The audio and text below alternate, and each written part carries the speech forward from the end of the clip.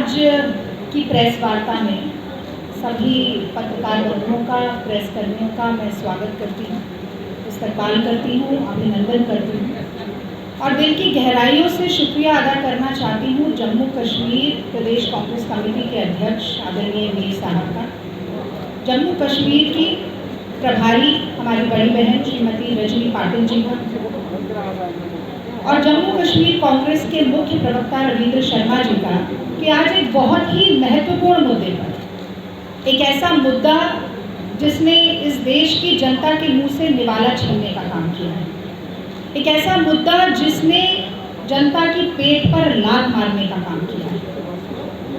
महंगाई के मुद्दे पर आज इस प्रेस वार्ता का आयोजन किया और सबसे ज़्यादा आभारी मैं आप सभी लोगों की हूँ कि आप लोग धैर्य से कांग्रेस पार्टी की बात सुनने के लिए यहाँ पर आए हैं।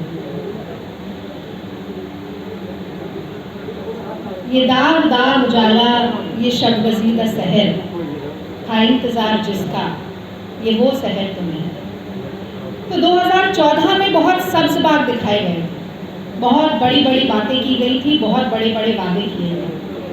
याद होगा आप सब लोगों को, बहुत हुई महंगाई की मार, अच्छे दिन, मोदी है तो मुमकिन है, ये सभी नारे जो 2014 में नरेंद्र मोदी जी ने दिल्ली के सिंहासन पर काबिज होने के लिए दिए थे, वो आज कहीं ना कहीं फीके पड़ गए हैं, खोखले पड़ गए हैं, बेमानी और बेमतलब लग गए। और यही कारण है कि महंगाई की बात तो हम सुन रहे हैं, बीच बीच में ऐसी खबरें आती रहती हैं। वो गाना भी आप लोगों ने अगर पीपली लाइव पिक्चर देखी हो तो उसमें एक गाना था कि सखी सैया तो खूब ही कमात है, महंगाई डायन खाए जाते। तो पहले महंगाई थी तो कमाई भी थी। आज सूरत हाल देश का ये है कि मोदी राज में केवल और केवल महंगाई है, जनता की जेब कटाई है, चारों ओर लुटाई है और ठप पड़ी कमाई है। और ये सब एक ऐसे समय में हो रहा है जब पहले से ही हमारा पूरा देश कोरोना के कहर से जूझ रहा है, जब हमारे देश की अर्थव्यवस्था पूरी तरह से ठप पड़ी हुई है और इसी के साथ साथ जब रोजगार और नौकरियों का अकाल पड़ा हुआ है। तो मुझे कहना पड़ेगा कि ऐसे समय में जब महंगाई बढ़ती है, पेट्रोल, जब फल सब्जी दूध खाने के तेल को खरीदना है तो ये जला रगड़ना नहीं है तो क्या है। प्रधानमंत्री मोदी जी को 2 बार प्रचंड बहुमत की जनता ने उनके ऊपर विश्वास जताया था और खान पान सब एक, पाले पोसे सकल अंग तुम सदस्य का समान रूप से ख्याल रखता है। तो जनता की मदद करने के बजाय, जनता की जेब में कुछ पैसा डालने की बजाय, मैं याद दिलाना चाहती हूँ आपको, राहुल गांधी जी लगातार जब से पिछले साल हमारे देश पर कोरोना का प्रहार हुआ, वो लगातार कह रहे हैं कि जो रोज कमा के खाने वाला आदमी है, जो दिहाड़ी का मजदूर है, जो हाशिए पर खड़ा इंसान है, जो गरीब है, गुरबा है, उसके जेब में 6,000 रुपये डालकर न्याय करिए मोदी जी। तो एक्साइज ड्यूटी का पैसा मोदी जी अपनी जेब में ले लेते हैं, पर जनता की जेब लगातार काटने का काम कर रहे हैं। इसीलिए बहुत ज़रूरी था कि आज महंगाई के मुद्दे पर आकर हम आपसे बात करें और इसीलिए कांग्रेस पार्टी ने ये मुहिम उठाई है। तमाम प्रमुख शहरों में, देश की तमाम राजधानियों में कांग्रेस के वरिष्ठ नेता और कांग्रेस के प्रवक्ता जाकर आप सभी के माध्यम से महंगाई पर सवाल पूछने का काम कर रहे हैं और मोदी सरकार को कटघरे में खड़ा करने का काम कर रहे हैं। मैं समझती हूँ कि ये मुहिम बहुत ज़रूरी थी, आज यहाँ से शुरुआत की। कुछ तथ्य बहुत जल्दी से आपके सामने रखना चाहती हूँ, क्योंकि तथ्यों के बिना ऐसा लगता है कि बस तो देखिए, एक संस्था है सेंटर CMIE, उसने कुछ चौंका देने वाले आंकड़े प्रस्तुत किए हैं। यूपीए सरकार के कार्यकाल के दौरान 27 करोड़ लोगों को हम गरीबी रेखा से ऊपर लेकर आए और मोदी राज में 23 करोड़ लोग वापस गरीबी रेखा के नीचे चले गए। वो कहते थे मोदी जी 2 करोड़ नौकरी सालाना देंगे, तो 2 करोड़ नौकरी सालाना देंगे और पिछले साल केवल 2 महीने में 2 करोड़ नौकरियां चली गई, यानी अप्रैल और मई 2020 में देश में 2 करोड़ लोग बेरोजगार हो गए। 97% लोग हमारे 1000 करोड़ रुपया लोग निकलवा चुके हैं। प्रोविडेंट फंड, यानी कि आदमी सोचता है कि बेटी की शादी होगी तब उस पैसे का इस्तेमाल किया जाएगा, ये भी सोचता है कि मकान बनाएंगे तब इस्तेमाल करेंगे, या रिटायरमेंट के बाद अपनी सुरक्षा के लिए, वो सारा पैसा निकाला जा चुका है। मोदी जी स्वयं जब देश की बात करने के लिए आए थे कुछ दिन पहले, तो उन्होंने कहा कि 80 करोड़ भारतीयों को 5 किलो राशन देंगे। यानी कि ये हाल हो गया है देश का कि 80 करोड़ लोग 5 किलो राशन के मोहताज हो गए हैं। इस स्तर पर लाकर मोदी जी ने छोड़ दिया। ये पृष्ठभूमि मैंने आपको इसलिए बताई कि देश बदहाली के दौर से गुजर रहा है, गरीबी के दौर से गुजर रहा है, और ऐसे समय में मदद के बजाय लोगों की जेब से पैसा निकालने का काम मोदी जी कैसे कर रहे हैं, ये भी मैं जल्दी से आप लोगों को बताती हूँ। तो 1 जनवरी 2021 से 11 जुलाई 2021 के बीच में मोदी जी ने पेट्रोल और डीजल के दाम 65 बार बढ़ा दिए। किसी कोई स्कूटी से आता होगा, कोई मोटरसाइकिल से आता होगा, कोई कार से आता होगा, आवागमन करता होगा, खासतौर से जो हमारे रिपोर्टर भाई हैं सारे, उनका तो सुबह से शाम का काम है। 200 शहर ऐसे हैं जहां पर पेट्रोल की कीमत 100 से ऊपर पहुंच गई है। किसकी जेब पर फर्क नहीं पड़ा, मैं ये जानना चाहती हूँ। और इसी के साथ साथ एक्साइज ड्यूटी बढ़ाकर मोदी सरकार ने 25 लाख करोड़ का मुनाफा पिछले 7 सालों में कमाया। यानी को हम कह रहे हैं कि 6,000 रुपया दे दीजिए, वो देने के लिए नहीं है। 25 लाख करोड़ रुपया अपनी जेब में पैसा है, लेकिन गरीब जनता को 6,000 रुपया देने के लिए मोदी जी के पास पैसा नहीं। 2014-15 में 1,72,000 करोड़ था, और वो बढ़कर 4,53,000 करोड़ रुपया हो गया। लगातार एक्साइज ड्यूटी से पैसा बढ़ाने का काम मोदी सरकार कर रही है। हमारे समय पर था 57 रुपये का डीजल, 8 रुपये डॉलर।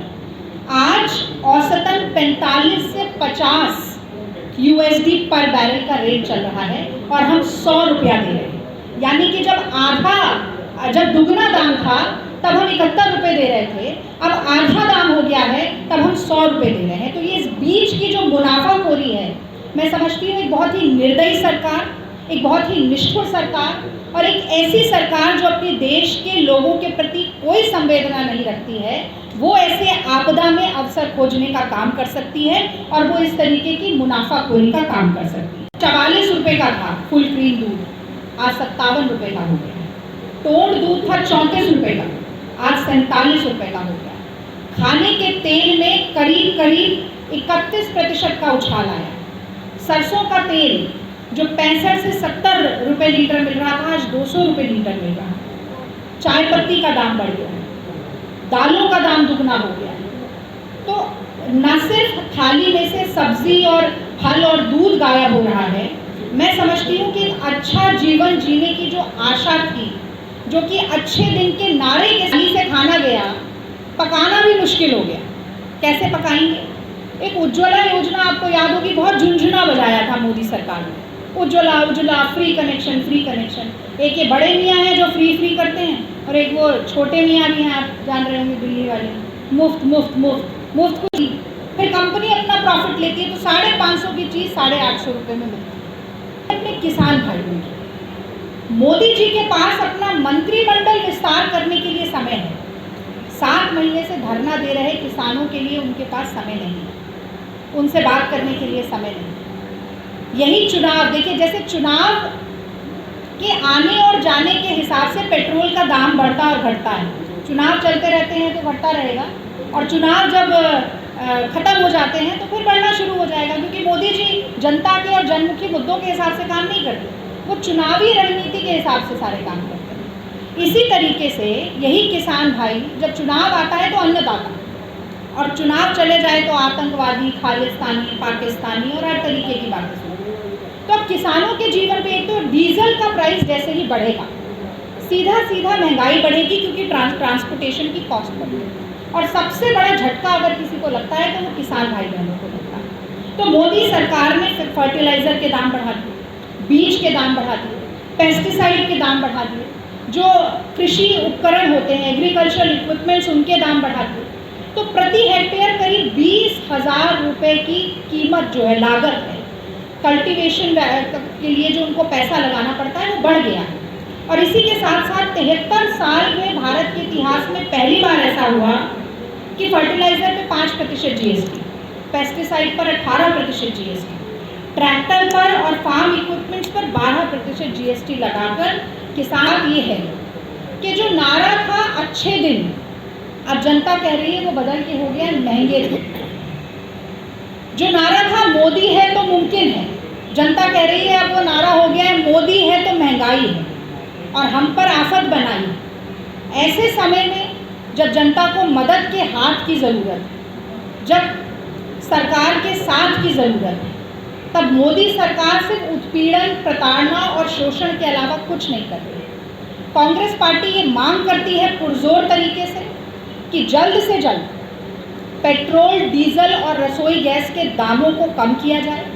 एक बात मैं और बताना चाहती हूँ, पेट्रोल कमा रही है केंद्र सरकार, वो सेस के रूप में कमाती है and set with the state government. तो सेस का जो मुनाफा है वो प्रदेश सरकारों को कुछ नहीं देना पड़ता, उसमें से सब कुछ मोदी सरकार की जेब में जाता है। तो इस मुनाफाखोरी में कटौती की जाए और जनता की मदद के लिए जो उस न्याय पर अमल करना पड़ेगा। आप हमारा नाम नहीं इस्तेमाल करना चाहते, न्याय की जगह कोई और नाम रख लीजिए, कोई दिक्कत नहीं है, हमें किसी तरीके का श्रेय नहीं चाहिए। We are not credit mongers. आप जनता की मदद के लिए हाथ बढ़ाइए, ये कांग्रेस पार्टी चाहती है। और जब तक ऐसा नहीं होगा, सड़क से लेकर संसद तक, प्रेस कॉन्फ्रेंस से लेकर सोशल मीडिया तक, कांग्रेस पार्टी लगातार आवाज़ उठाएगी, आप लोगों को माध्यम बनाकर, धरना प्रदर्शन करके। हालांकि मैं समझती हूँ कि कोविड के कारण एजुकेशनल पॉलिटिक्स का जो स्कोप है वो थोड़ा कम हो गया है, सिकुड़ गया है, सिमट गया है, लेकिन हर तरह से जनता के साथ खड़ी है। और जब तक मोदी जी, जैसा कि आपको याद होगा, भूमि अधिग्रहण बिल लेकर आए थे किसानों की ज़मीन हड़पने के लिए, राहुल गांधी जी के नेतृत्व में जनता ने दी, तो हम में से कोई हमारा साथी आकर आपसे ज़रूर बात करेगा। और यदि आपके कोई प्रश्न हैं तो मैं ज़रूर उनका जवाब देने की कोशिश करूंगी। आपने इतने धैर्य से मेरी बात को सुना, आपका बहुत बहुत धन्यवाद। जय हिंद।